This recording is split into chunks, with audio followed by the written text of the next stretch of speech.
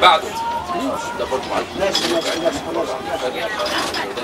هو فكره مين؟ واحد عايز تجيب.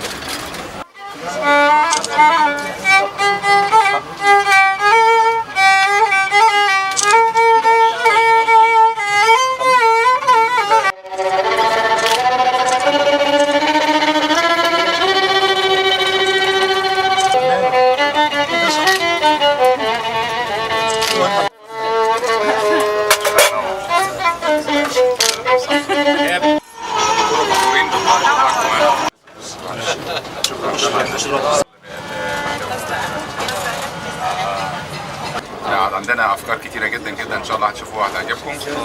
زي ما سياده اللواء خالد بيقول لي في اماكن ممكن نشتري منها طبلات قديمه نحاول نرجعها وندخلها، لان احنا عايزين نحافظ على الهويه، وهو ده اكتر حاجه بتحافظ على الهويه بتاعتنا. بص انا كنت قاعد مع استاذ البركه بتاع الشيخ صالح، هم عملوا